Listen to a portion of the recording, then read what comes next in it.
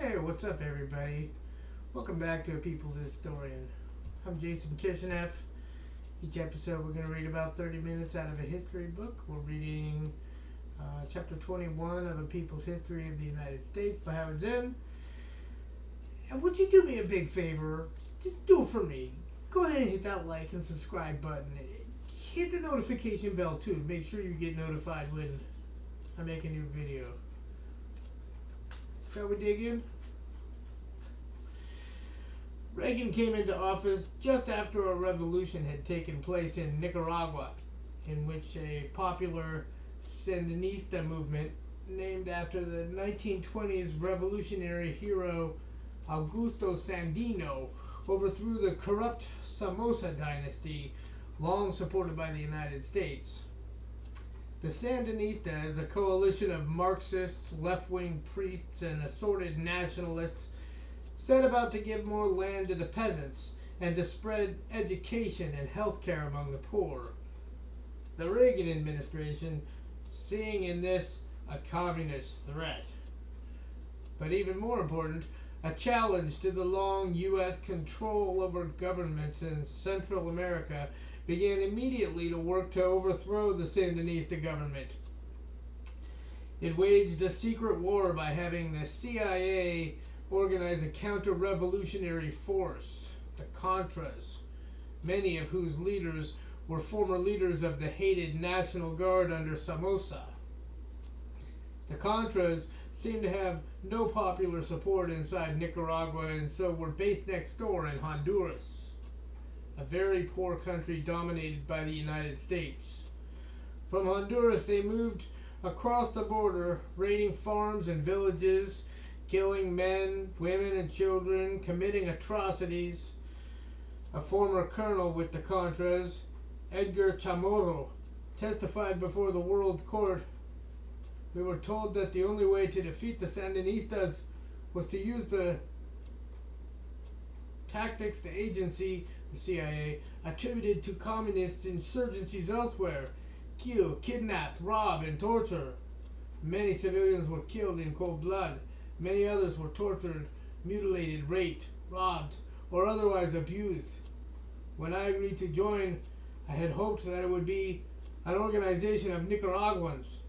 It turned out to be an instrument of the U.S. government. That accent kind of sucked. I apologize. Sometimes I do good accents, I swear. I'm getting a reputation, though, for not doing good accents. But that's okay. There was a reason for the secrecy of the U.S. actions in Nicaragua. Public opinion surveys showed that the American public was opposed to military involvement there. In 1984, the CIA, using Latin American agents to conceal its involvement, put mines in the harbors of Nicaragua to blow up ships. When information leaked out, Secretary of Defense Weinberger told ABC News the United States is not mining the harbors of Nicaragua.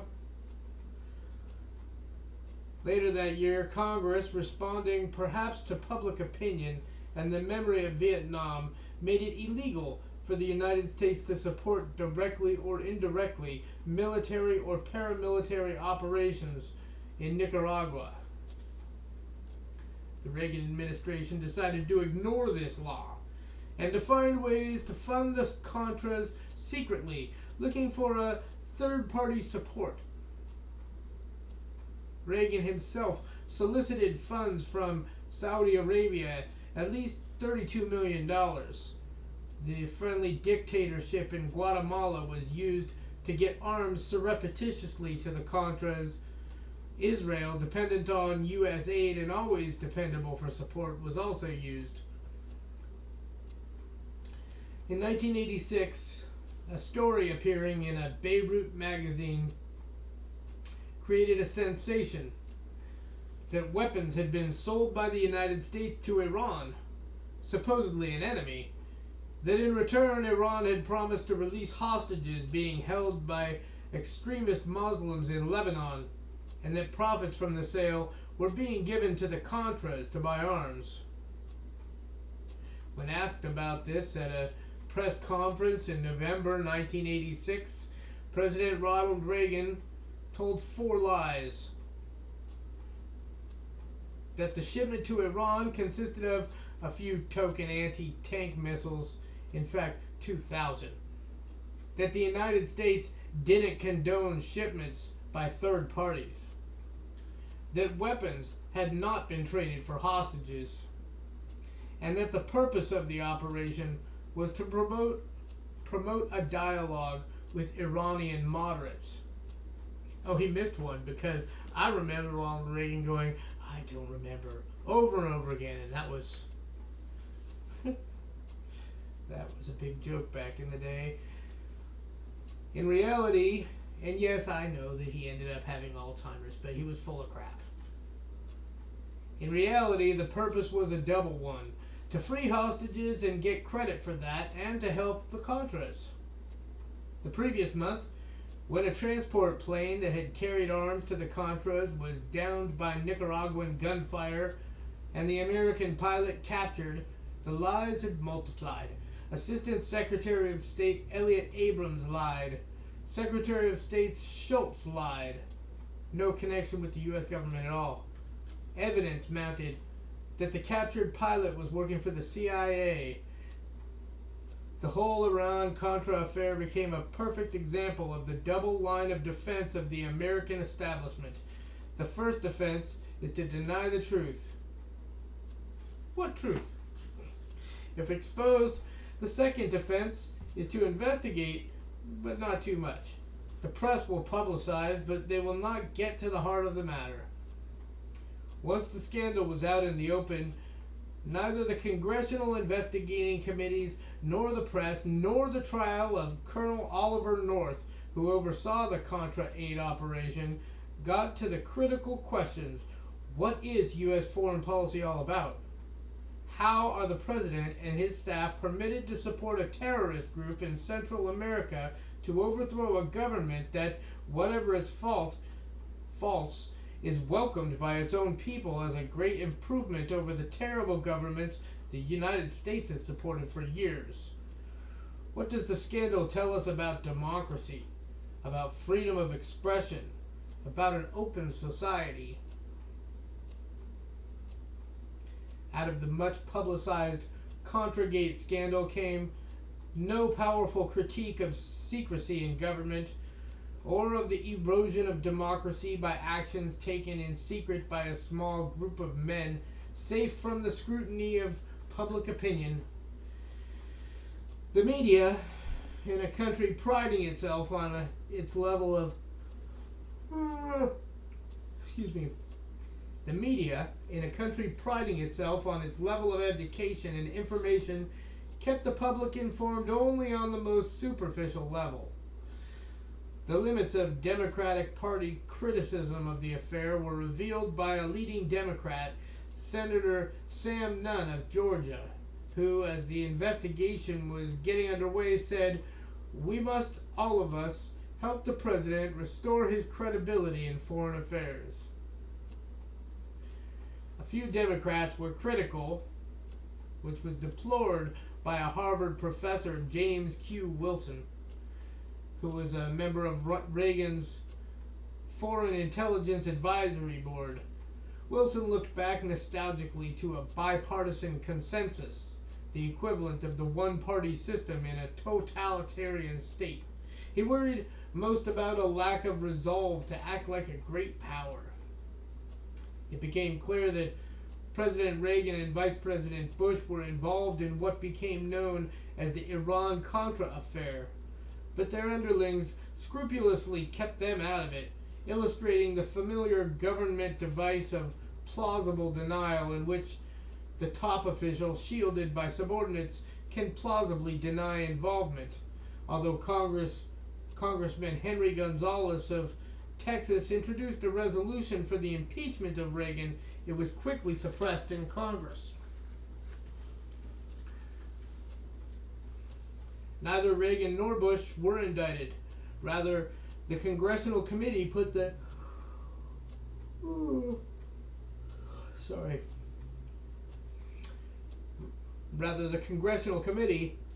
put the lesser culprits on the witness stand, and several of them were indicted. One, Robert McFarlane, a former national security advisor to Reagan, tried to commit suicide.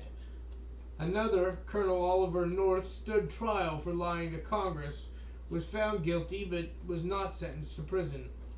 Reagan retired in peace, and Bush became the next president of the United States. In an ironic twist, an obscure citizen of the tiny town of Odon, Indiana, became a tangential actor in the Iran-Contra controversy. Iran-Contra controversy.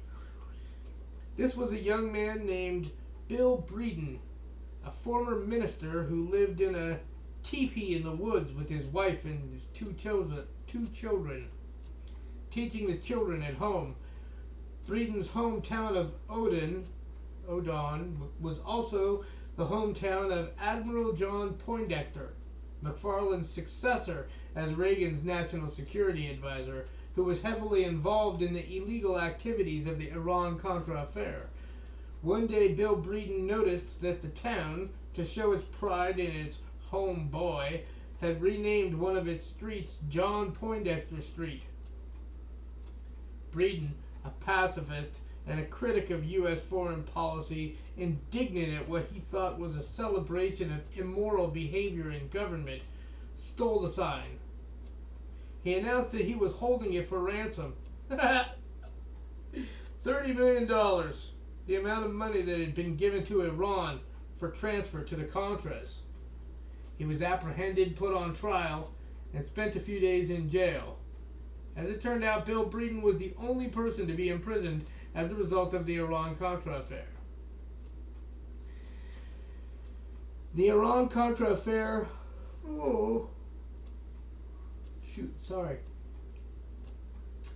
The Iran-Contra affair was only one of the many instances in which the government of the United States violated its own laws in pursuit of some desired goal in foreign policy. Money.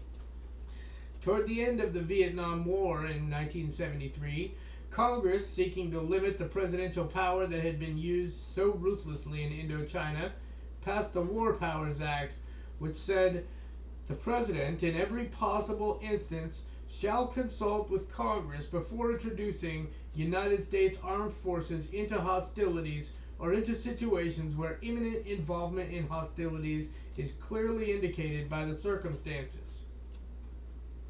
Almost immediately, President Gerald Ford violated the act when he ordered the invasion of a Cambodian island and the bombing of a Cambodian town in retaliation for the temporary detention of American merchant seamen on the ship Mayaguez. He did not consult Congress before he gave the attack orders. We covered that in a previous chapter. In the fall of 1982, President Reagan sent American Marines into a dangerous situation in Lebanon, where a civil war was raging, again ignoring the requirements of the War Powers Act. The following year, over 200 of those Marines were killed when a bomb was exploded in their barracks by terrorists.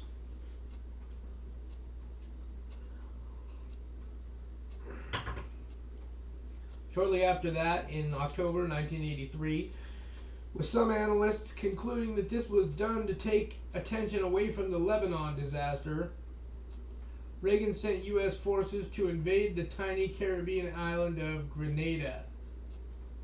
It was an equal match. No, really, it was. It was an equal match. Grenada's really strong, I swear. Again, Congress was notified, but not consulted. The reasons given to the American people for this invasion, officially called Operation Urgent Fury, were that a recent coup that had taken place in Grenada put American citizens, students at a medical school on the island, in danger, and that the United States had received an urgent request from the Organization of Eastern Caribbean States to intervene. An unusually pointed article in the New York Times on October 29, 1983, by correspondent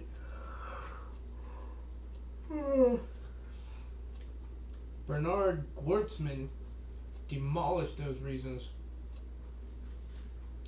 The formal request that the United States and other friendly countries provide military help was made by the Organization of Eastern Caribbean States last Sunday at the request of the United States, which wanted to show proof that it had been requested to act under the terms of that group's treaty.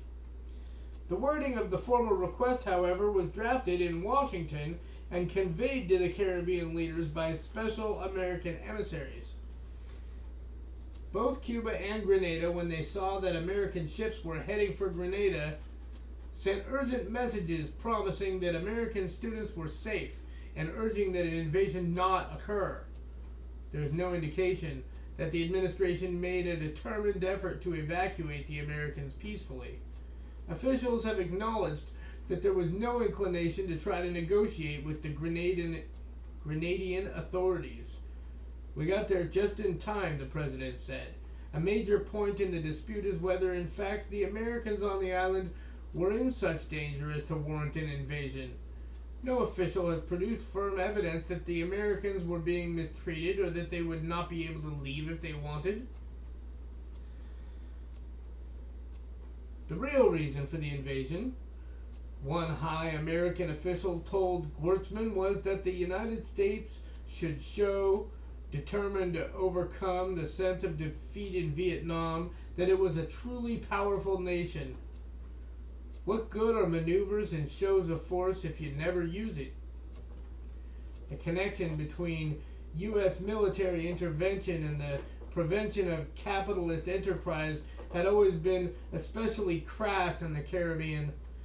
As for Grenada, an article in the Wall Street Journal 8 years after the military invasion spoke of an invasion of banks and noted that St. George's, the capital of Grenada, with 7,500 people, had 118 offshore banks. That means tax havens, for those that I'm sure everybody knows, but saying it anyway. One for every 64 residents. One tax haven for every 64 residents. Money. St. George's has become the Casablanca of the Caribbean, a fast-growing haven for money laundering, tax evasion, and assorted financial fraud. After a study of various U.S. military interventions, political scientist Stephen Shalom concluded that people in the invaded countries died not to save U.S. nationals, who would have been far safer without U.S. intervention, but so that Washington might make clear that it ruled the Caribbean and that it was prepared to engage in a paroxysm of violence to enforce its will. He continued, "There have been some cases where American citizens were truly in danger. For example, the 4 churchwomen who were killed by government-sponsored death squads in El Salvador in 1980. But there was no U.S. intervention there. No marine landings, no protective bombing raids. Instead, Washington backed the death squad regime with military and economic aid, military training, intelligence sharing, and diplomatic support. The historic role of the United States in El Salvador, where 2% of the population owned 60% of the land, was to make sure governments were in power there that would support U.S. business interests. Money. No matter how this impoverished the great majority of people. Popular rebellions that would threaten these business arrangements were to be opposed. When a popular uprising in 1932 threatened the military government, the United States sent a cruiser and 2 destroyers to stand by while the government massacred 30,000 Salvadorans.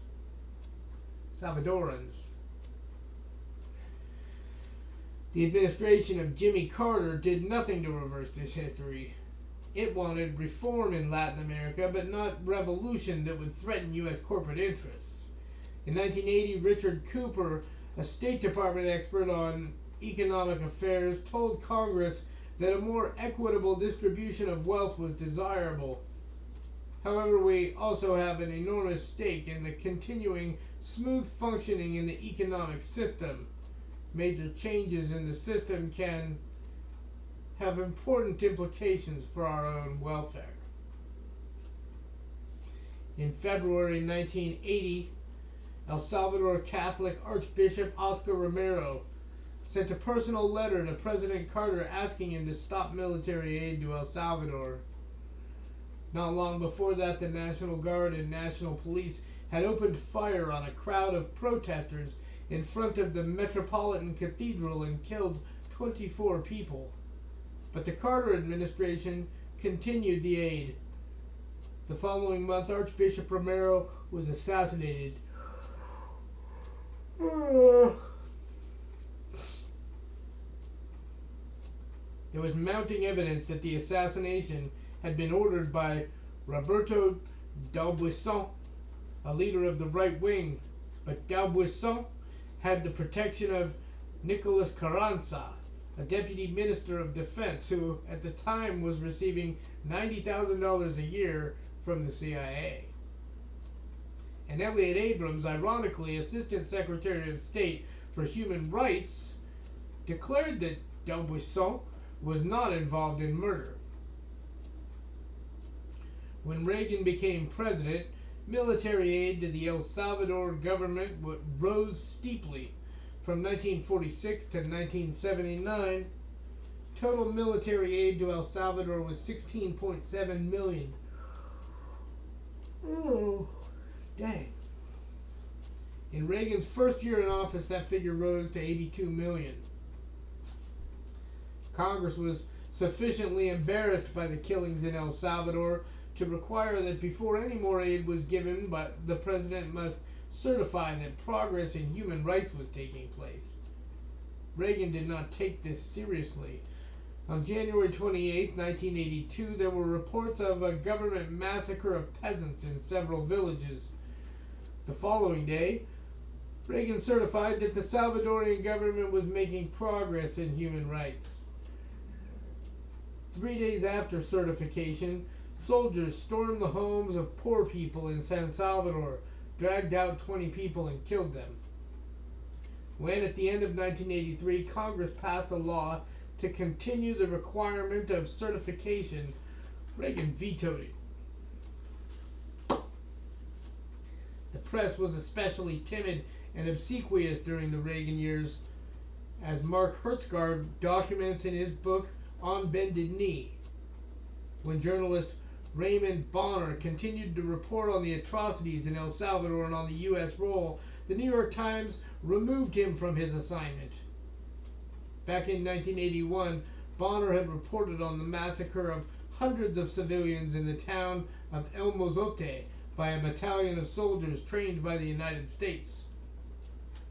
The Reagan administration scoffed at the account, but in 1992, a team of forensic anthropologists began unearthing skeletons from the site of the massacre, most of them children. The following year, a UN commission confirmed the story of the massacre at El Mozote. The Reagan administration, which did not appear at all offended by military juntas governing in Latin America, Guatemala, El Salvador, Chile, if they were friendly to the United States, that is, became very upset when a tyranny was hostile, as was the government of Muammar Gaddafi in Libya. In 1986, when unknown terrorists bombed a discotheque in West Berlin, killing a U.S. serviceman, the White House immediately decided to retaliate. Gaddafi was probably responsible for various acts of terrorism over the years, but there was no real evidence that in this case he was to blame. Reagan was determined to make a point. Planes were sent over the capital city of Tripoli with specific instructions to aim at Gaddafi's house. The bombs fell on a crowded city. Perhaps 100 people were killed. It was estimated by foreign diplomats in Tripoli. Gaddafi was not injured, but an adopted daughter of his was killed. Professor Stephen Shalom, analyzing the incident, writes, "If terrorism is defined as politically motivated violence perpetrated against non-combatant targets, then one of the most serious incidents of international terrorism of the year was precisely this U.S. raid on Libya." Early in the presidency of George Bush, there came the most dramatic developments on the international scene since the end of World War II. In the year 1989, with a dramatic new leader, Mikhail Gorbachev, at the head of the Soviet Union, the long-suppressed dissatisfaction with dictatorships of the proletariat, which had turned out to be dictatorships over the proletariat, erupted all throughout the Soviet bloc. There were mass demonstrations in the Soviet Union and in the countries of Eastern Europe, which had long been dominated by the Soviet Union. East Germany agreed to unite with West Germany, and the wall separating East Berlin from West Berlin, long a symbol of the tight control of its citizens by East Germany, was dismantled in the presence of wildly exultant citizens of both Germanys.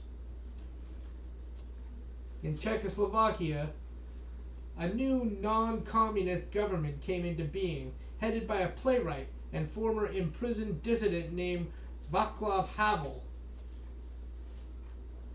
And, I'm sorry if I'm not pronouncing that one right. In Poland, Bulgaria, Hungary, a new leadership emerged, promising freedom and democracy. And remarkably, all this took place without civil war, in response to overwhelming popular demand. In the United States, the Republican Party claimed that the hardline policies of Reagan and the increase in military expenditures had brought down the Soviet Union, something that we still hear today. Reagan defeated the Soviet Union. But the change had begun much earlier, after the death of Stalin in 1953, and especially with the leadership of Nikita Khrushchev. A remarkably open discussion had been initiated.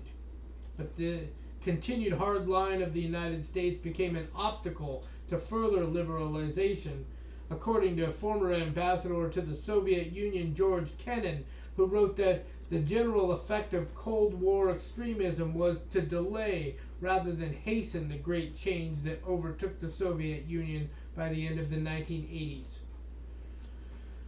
While the press and the politicians in the United States exulted over the collapse of the Soviet Union, Kennan pointed out that not only did American policies delay this collapse, but these Cold War policies were carried on at a frightful cost to the American people. We paid with 40 years of enormous and otherwise unnecessary military expenditures. We paid through the cultivation of nuclear weaponry to the point where the vast and useless nuclear arsenal had become and remains today a danger to the very environment of the planet. The sudden collapse of the Soviet Union left the political leadership of the United States unprepared. Military interventions had been undertaken in Korea and Vietnam with enormous loss of life, also in Cuba and the Dominican Republic, and huge amounts of military aid had been given all over the world. In Europe, Africa, Latin America, the Middle East, Asia, on the supposition that this was necessary to deal with the communist menace emanating from the Soviet Union. Several $1 trillion had been taken from American citizens in the form of taxes to maintain a huge nuclear and non-nuclear arsenal and military bases all over the world, all primarily justified by the Soviet Union. Here then was an opportunity for the United States to reconstruct its foreign policy and to free hundreds of billions of dollars a year from the budget to be used for constructive, healthy projects. But this did not happen. Along with the exultation, we have won the Cold War, came a kind of panic. What can we do to maintain our military establishment? It became clearer now, although it had been suspected, that United States foreign policy was not simply based on the existence of the Soviet Union, but was motivated by fear of revolution in various parts of the world. The radical social critic, Noam Chomsky, had long maintained that the appeal to security was largely fraudulent, the Cold War framework having been employed as a device to justify the suppression of independent nationalism, whether in Europe, Japan, or the Third World. The fear of independent nationalism was that this would jeopardize powerful American economic interests. Revolutions in Nicaragua or Cuba or El Salvador or Chile were threats to United Fruit, Anaconda Copper, International Telephone and Telegraph, and others. Thus, foreign interventions presented to the public as in the national interest were really undertaken for special interests, for which the American people were asked to sacrifice their sons and their tax dollars. And that's a really great place to end the episode. I hope you enjoyed the reading. Please hit the like and subscribe button if you did. Hit the notification bell so that you'll be notified when I make a new video. And we'll see you next time. Thank you very much.